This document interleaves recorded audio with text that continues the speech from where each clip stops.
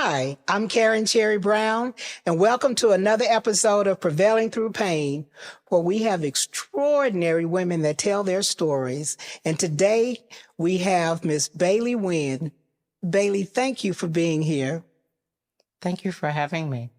So, Miss Bailey, I've had the opportunity to talk to you on several occasions, and we actually have a lot of similarities in our life as far as places that we lived and things such as that.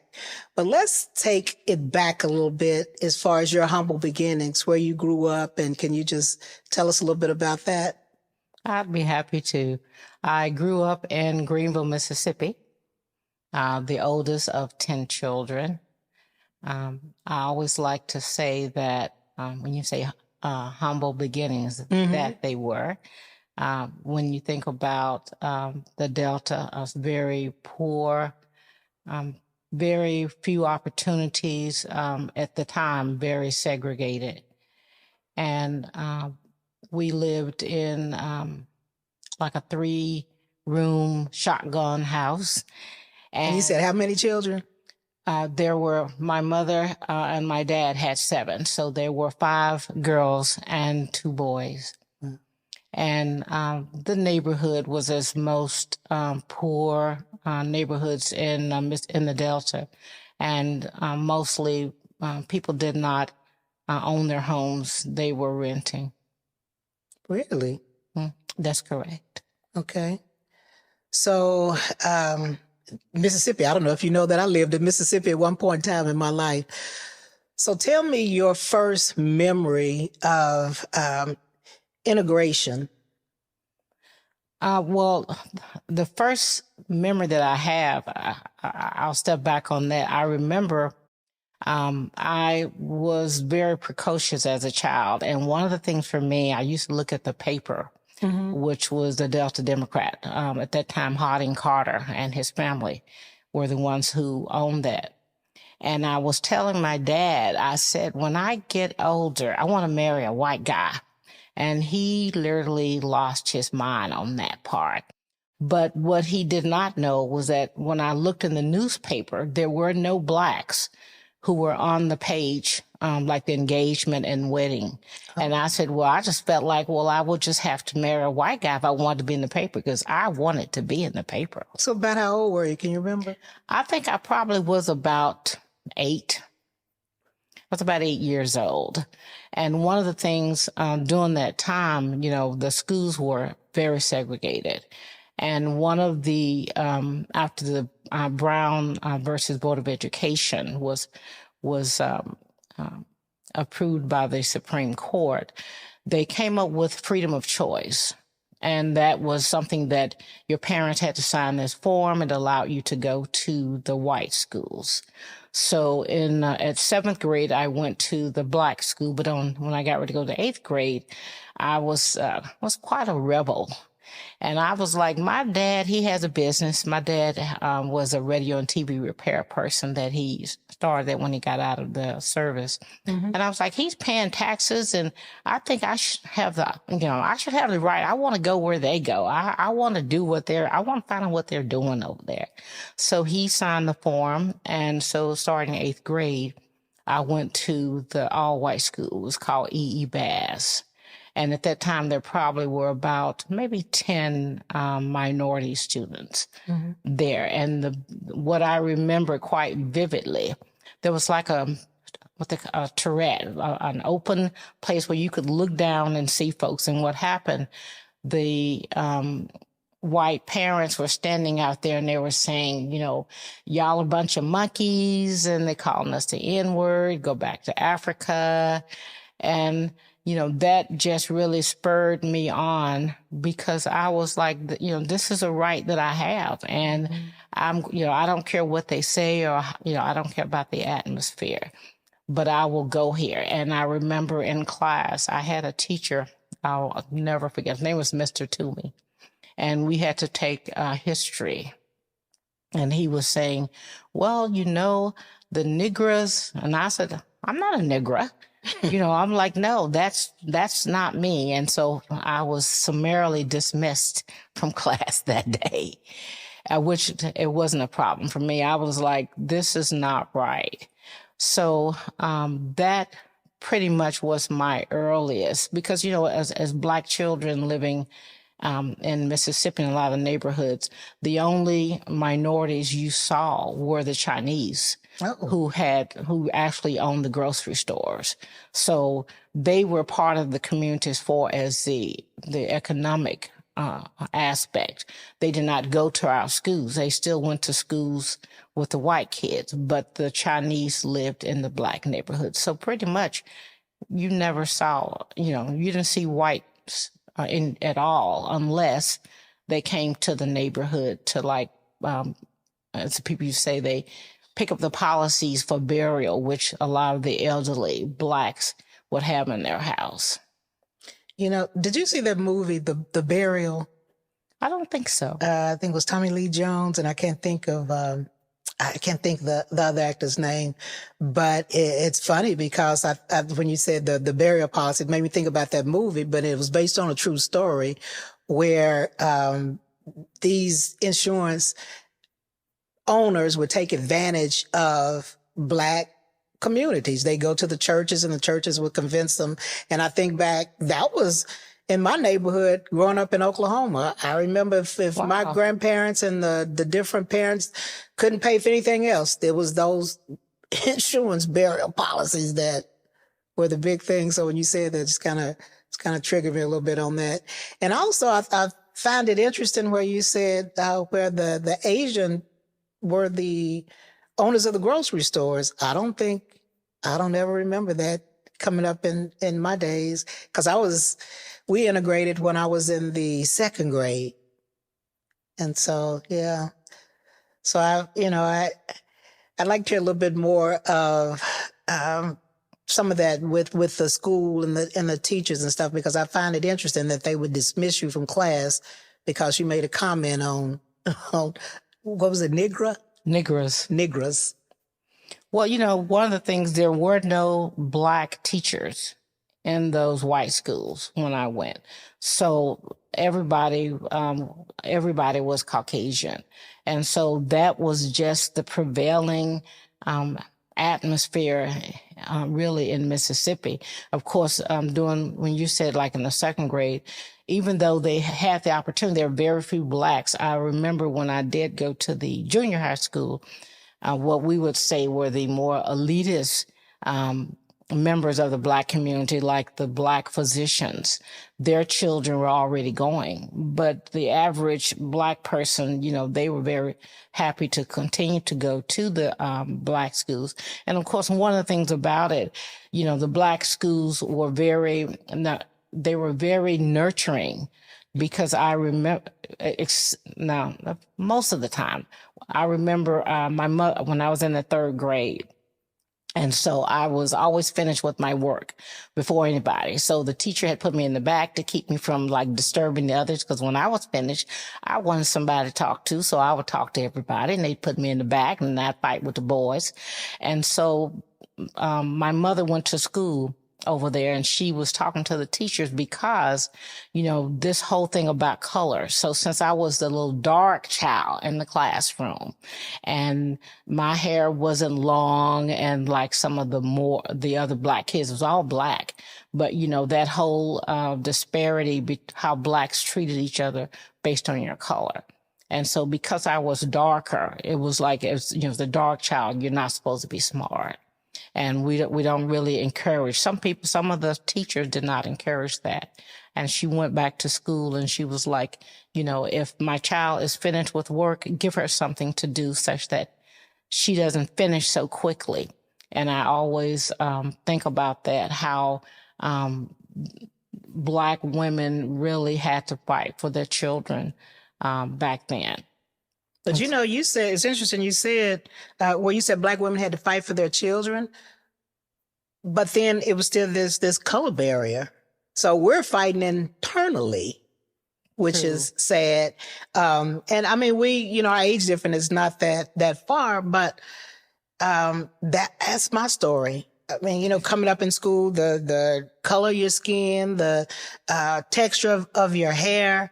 And it was bad enough for me being integrated that I had to deal with the children that didn't look like me that was saying, let me touch your skin. Is that going to rub off? And, oh, your hair is, why is your hair so cottony? Why is your hair so, and then to have to deal with people that look like me that call me names, and the sad thing is, how many years later are we, and we still dealing with Yes. with some of those same situations and I call it ignorance, on a lot of parts. And then some parts I feel, I say that people aren't comfortable with who they are. And I've learned to ignore that it's their problem, that they're uncomfortable with the skin they're in. So I've moved past all that, trying to figure that out. Tell me more about this Mississippi and.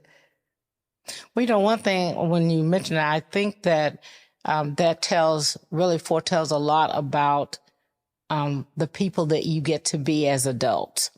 Because for me, this drive that I have and, not sort of like a not care attitude, what someone else thinks about me, that really is really honed in the things that happened to me as a child.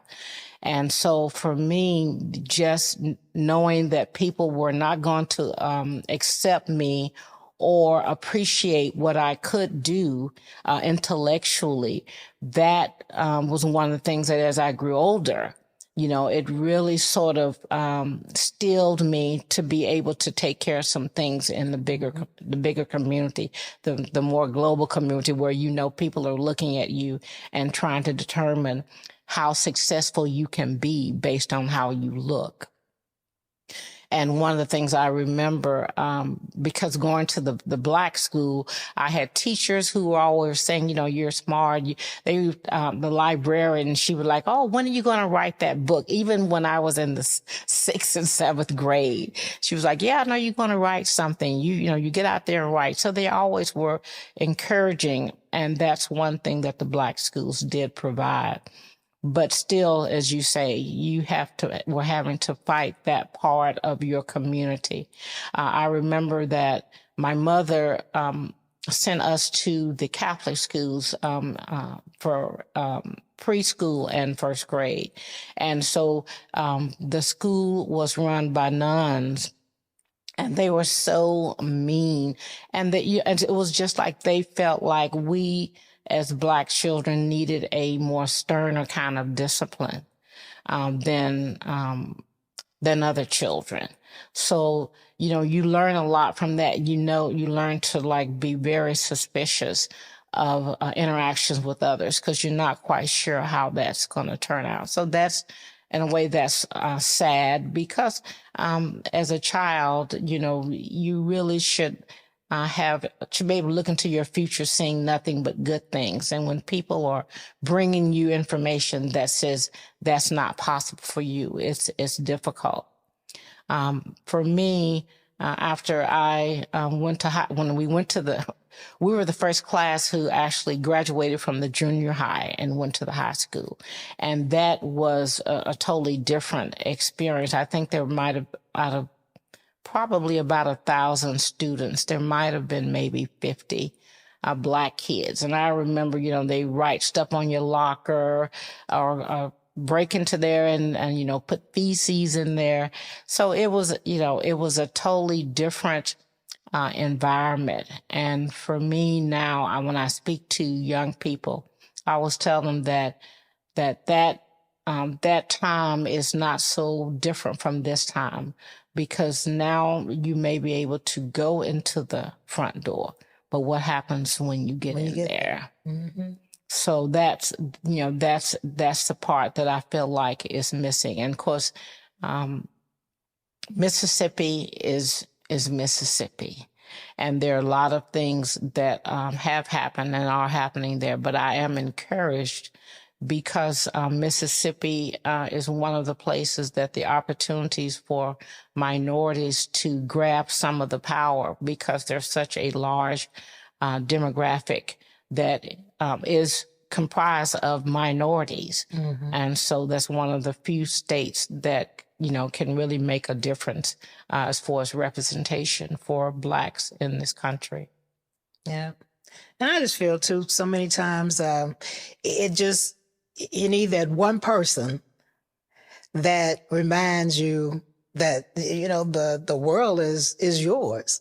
And we have depended on others' validation for so long. And even today, I was saying, I still don't get it why in 2024, I still hear people say that I have white friends, or I have white people in my family that they seem to say that like it's validating who they are. And I don't know if we'll ever in my lifetime get to that point where people are just people. The world sees us, each other as people, not as a Asian person or as a Hispanic person or as a Black person or as a white person, but as a person. And that's enough. A lot of times people will say, well, I don't see color. I have an issue with that, because if you don't see color, then you don't see me. It's just that I want you to look past the color and see the possibilities. That's the biggest thing. And, growing up in a large family, that was, I have people who say, well, how did this happen? Eventually a mother, she remarried. And so she had 3 more children. So there were 7 girls and 3 boys. And so it's kind of like, biblically, people say, can anything good come out of, Bethlehem, where Jesus was born? And so I tell people that, the opportunities and the really perseverance, the tenacity that is woven into people when you have to undergo a lot of the, racism and disparities in places like Mississippi when I was growing up, it really inspires you to do so much better, because regardless of where you were born or the circumstances in which you lived, there's so much you can accomplish. And so for me, in my own lifetime and career, when I tell people, I say, I've done so many things, even I'm surprised. And a lot of it has to do with just growing up under those circumstances where you really have to fight for the things that are in you, that you feel that you can do, but nobody else validates that. And that's another sad thing about growing up in Mississippi. But I don't really regret that, because it has made me who I am, all the circumstances. I remember when I was about maybe 8, there was a family that lived behind us, and one of the boys, everybody had a gun in Mississippi, or a rifle or something. And he ended up shooting. He ended up killing himself. And it was an accident, gun went off, and then he died. And so, but this devaluing of life, because when we went to school and people saying, well, he shouldn't have done that. He shouldn't have touched it. And for me, just to see that even now, how our community still continues to devalue life. And I don't know if that's because of the experiences of their, of our own grandmothers and grandfathers and great-grandfathers. But I do know that it is a sad, and there's going to be a terrible reckoning if we don't do something about it. So when did you, after you finished high school, did you go to college immediately after, or what was after high school? I did. That is an interesting story. When I got ready to go to college, I was a national merit semifinalist, and I was Harvard offered me a scholarship, and my counselor, his name was Robert Montesi, he told my mom that he didn't think I should go to Harvard because, you know, it would be difficult for a Black child to leave Mississippi and go to Harvard. Well, I was going to be a first generation person to go to school in my family. And so my parents, you know, they didn't know. And so they were like, wow, no, that's just too far and you shouldn't go. So he was saying Tougaloo would be a better choice. And after I went to Tougaloo, which I love Tougaloo, but when I talked to one of my classmates, his mother was a teacher and his dad was a local DJ. He and his brother went to Harvard, and he was saying their parents were told the same thing, but because his mother was a school teacher, she knew that argument had no value. Mm-hmm. And so I always say, well, wow, I could have went to Harvard, but I didn't go because a counselor said that wasn't the right choice for a poor Black child coming out of Mississippi. Hold that thought. We're going to take a break for a moment. This lady can't be stopped. She just can't be stopped. She gets ideas and goes with it and follows through and knows the connections, knows what to do. And I'm really so impressed with her beyond what I knew her as, that it's really remarkable. It's really remarkable what she's made of herself.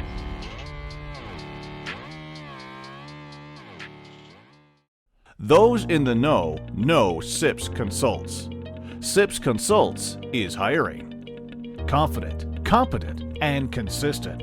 Starting as a consultant and a volunteer, SIPS has grown into a dynamic group of stellar sterile processing professionals, offering excellent benefits, 401k, and consultant in training program. We are hiring certified technicians, leads, supervisors, interim managers, educators, coordinators. Apply at recruiting@sipsconsults.com or dial 1-866-615-7977. And we're back. I want to talk a little bit more about this counselor that said you shouldn't go to Harvard. And I'm just curious, was this counselor African American? No. Yeah. No. Montesi, I think he was Italian.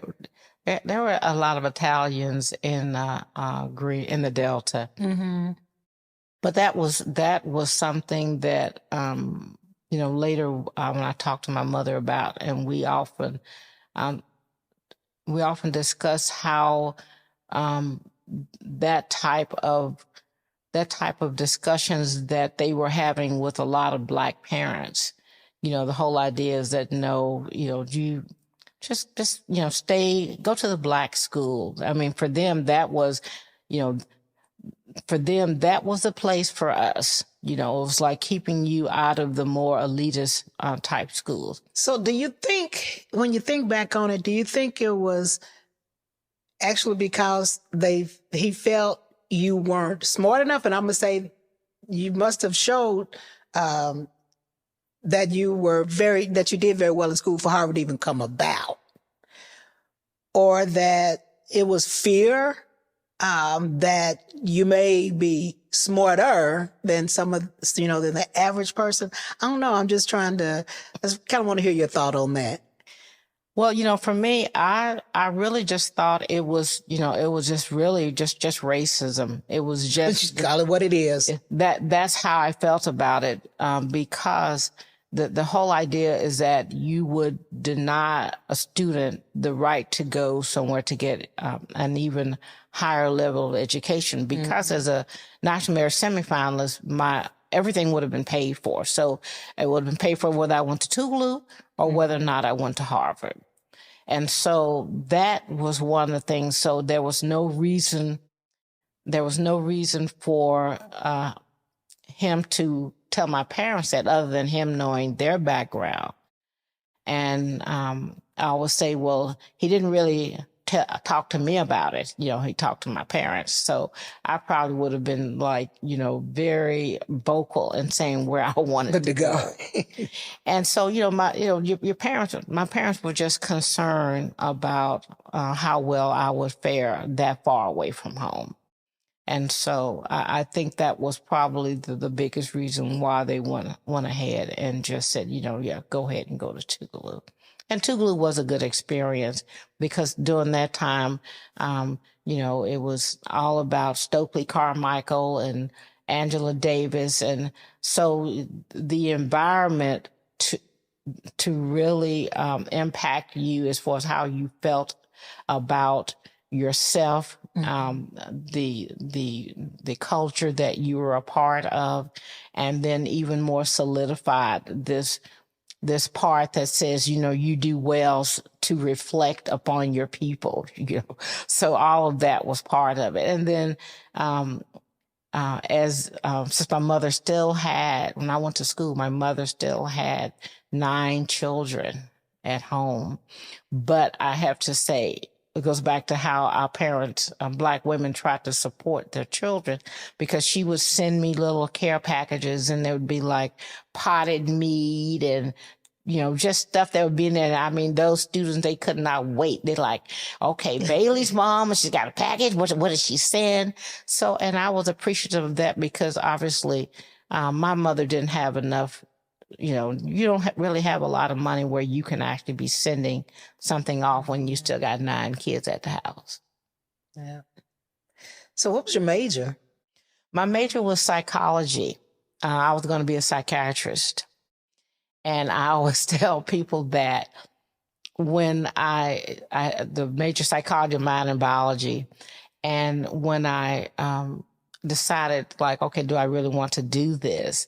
I went and worked with psychiatrists to see, because I had done group therapy for teenagers, and I said, let me see how this works. And so I always tell people that, truthfully, I worked with a Caucasian psychiatrist and he was crazy. And I said, I don't know, maybe, I was like, maybe Caucasians are crazy. So I went and I worked with a Black lady who's a psychiatrist, and she was crazy. This is crazy. And I said, something must be about having to listen to people's deepest, darkest paranoias every day, that sometimes might cause the problem. And so I said, I think I'm going to do something else. And so you switched to? Well, I switched to a husband. Oh. That was your something else at that time? Yeah, that was my something else. And I got married, and I had 3 children. And then my husband was a Vietnam vet, and he had a post-traumatic stress. So he had a lot of issues. And then after we divorced, I said, I need to find something that I can support myself and my 3 kids. And so I ended up going to pharmacy school. Okay. So how long were you married? Because I don't think a lot of people realize that is real. Post, what is it? PT? Mm-hmm. PT, what is it called? PTSD, post-traumatic stress. Mm-hmm. We were married for 11 years. And one of the things I can say about him, I will say I've always been very much involved in the fight for civil rights, voting rights. My children's father, he worked with a pioneer in civil rights. His name was Henry Kirksey. Mm-hmm. And so we did a lot of voter registration. We did a lot of work in Mississippi just on fighting for the rights of the minorities.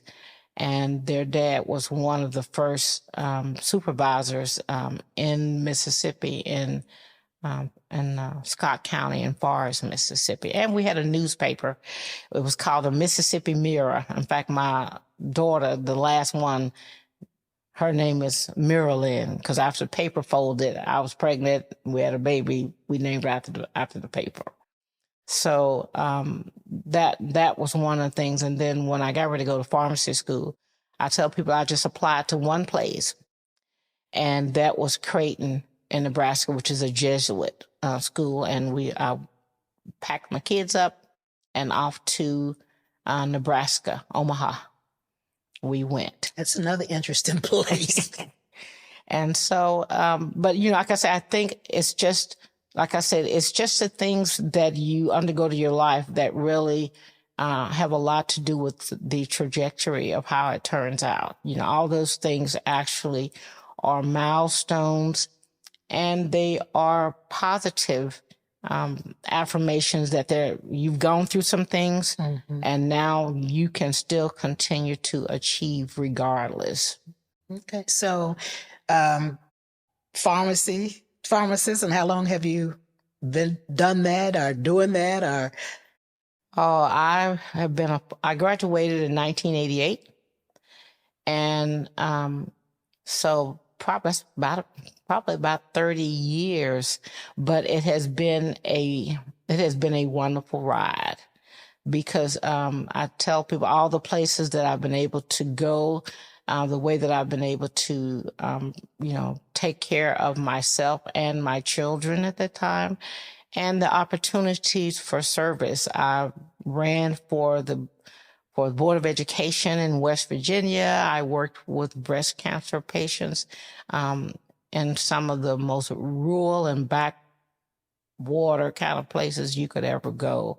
When I was in Lewisburg, I worked with the State Hospital of Virginia, so worked with a lot of teenagers who had psychological problems, and then worked in the community at whole, not just for Blacks or whites, but for everybody, talking about mental health. Worked here when I moved to Texas, and I was in Tyler. I was on the board. I was the board chair for the health department. So did a lot of things with Hurricane Katrina, Hurricane Rita. So it just has allowed me to be the face that people see, and to really represent a culture and the culture that says that, we're survivors, and we are committed to really investing in the community at large in addition to our own. do you remember what time span you were in Tyler?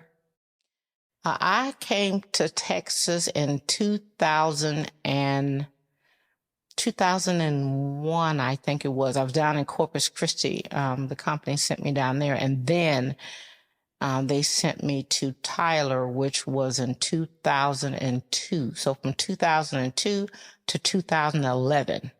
Because we would have kind of, I was there just before you came, because I came to Tyler in 1999, because I remember we were getting ready to go to 2000 and everybody was so afraid. The IT was, but it's funny coming from Oklahoma to Texas. And I remember as a little girl, I used to hear my mother say that if they drove through Texas, they had to get through Texas before the sun went down, and I'd hear those stories. And I was so excited about this opportunity I had to be a director at one of the hospitals in Tyler, and not realizing that just, I think, a year or two before that, and I cannot think of the young man's name, because when I moved to Tyler and realized that I was right down the street from the city where it was some Earl, where he was decapitated, where they drug him on the back of that truck. And that just, I was thinking when I moved there, oh my God, that sounds like something that would have happened, 20 years ago and somewhere else. And, I was so disturbed. I was going to say that was, I think, one of the things that stood out the most for me in Tyler. And I know that's sad, but that was my intro to East Texas, coming to Texas. Well, East Texas is a tough place to live. When I lived there, I moved in one of the more affluent areas, and I was the only Black. For some reason, everywhere I lived, it was like I was always the only Black. But one of the things that happened to me, I was on the corner and it had like 4 acres right there. And the kids would drive through my yard on their 4-wheelers and tear up the yard. And then somebody put a note in my mailbox about, how I should not be in that neighborhood. And I went to see the sheriff, and that was the guy who was J.B. Smith. And I was telling him the problems that I was having in my neighborhood. And I was like, I don't bother anybody. I just go to work. I come home and my kids and I, we keep to ourselves. And just for me, I felt like I'm a productive citizen. And that's sometimes the tragedy of all of this, is that even when you are not causing a problem or in fact serving your community, you still are not respected just as a human, being. And that was one of the things. So Tyler is difficult. When you said the neighborhood, I thought about something. When I went to interview for the position, they wanted me to interview individually with different directors because that was, my role was director. So I was going to interact with these different directors. And I remember one of the directors asking me, where was I going to live? I said, well, I don't know the city, so I don't know yet. I will get with a realtor and find out. So he says, you plan on buying a house? And I said, that's my plan. So he proceeds to tell me certain areas that I should live in because that's where the people are. And so, of course, I'm a rebel. I'm like you. I'm like, okay, well, I'm going to deliberately not live where you think I should live. But I remember when HR called me to ask me, how's everything going? What do you think? And I said, I think there's a problem because one of the questions I was asked, even back then I wasn't so savvy with what the questions that were legal and illegal, but I was thinking that just doesn't sound right. And so they put him through some classes. I took the job. They put him through classes, and he let me know he wasn't happy that I told. And I was thinking, well, you must have known you shouldn't have asked that question if you're unhappy that I told that you said that. So yeah, I was 3 years there. And, and I'm like you, I'm grateful for the experience. I did meet, a few great people and still have a relationship with some of the people from Tyler. So please know I'm not putting Tyler down. I'm just sharing my experiences with Tyler. Well, I had some experience because of the company that had brought me here. They contacted, I had a relocation package. So they contacted someone, and the same thing, the places that she took me to. Until I said, I will find my own place, and then you just come show them to me. Because, I'm like, I know kind of like where I want to be, especially as a single person. And those places that she was showing me were not places that I would normally live, would be my choosing. So that, it's, I can't remember, was it green lining or however the term is, that says that we will just put certain people in certain areas and the others, they're kind of like off limits. Yeah. Well, I just, I know you've done some great things. I know you worked with the governor. Want to talk about that a little bit? Well, one of the things I always say, I tell people that the opportunities that have come to me really because I have everywhere I go, I ask God to show me a place I can serve. Love that. And so when I first came here and after being from Tyler, I try to tell people, there are always boards and commissions that need good people to show up and then to actually be involved. And so I went on the website, and so they were like, it's called the Statewide Health Coordinating Council, and it determines the health needs for the entire state. And so I put an application, and then I started harassing people about it because I didn't get any feedback. And then someone called me, and I was telling them, the things that I had done. And so at that time, Rick Perry was the governor. And so he appointed me to fill a seat that someone had left that had not expired. So, in fact, I was just talking to my husband about this last night, that I served one term under Rick Perry, and then I'm being reappointed for the third time with from Abbott. And so, but it's still the same. By law, the state has to have a plan. And so that plan, just working on that council, has allowed me to work in other areas of the state, like for behavioral health, because my thing is I always say, as long as I am living, I'm going to do something for somebody. And when I leave here, I want to be like the snakes that don't have anything left but a skin. Everything else is going to be used up. So all my talents will be used up to help the community at large. Yeah. And I'll fast forward to the lovely city of Duncanville. You moved back to Duncanville, what, 2 years ago? I think it'll be 2 years this summer. 2 years this summer. And with everything that you have going on in your life, you chose again to get involved in the local and serve on one of the boards in Duncanville. So I want to say I truly thank you for involvement, in the city that you're in, as well as the state. So you're working, you're in school. What, I know you still have things that you're doing. Right. I retired from UT Southwest and the VA. I'm a veteran. And then, so now I work at Methodist. I work in the Methodist healthcare system. But I'm finishing up my PhD in aging. I said, I'm getting old. I got to get out here and advocate for the rights for the elderly. And so I'm working with that, along with working for Young Life, which also is an organization that works with children. So I try to be busy. I try to stay busy doing something. And so I believe that as long as you're able, that you should give back. That whole thing, I know it's cliche. People say too much has been given.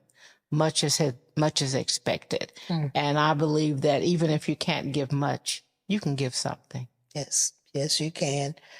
So I thank you so much for sharing all the words of wisdom and your story of prevailing through what so many other people could say, well, you know what, I'm not going to do that because they don't want me to, or because. And so thank you for being you. Thank you for, like I said, sharing your journey with us. So what words of wisdom would you like to leave for our audience?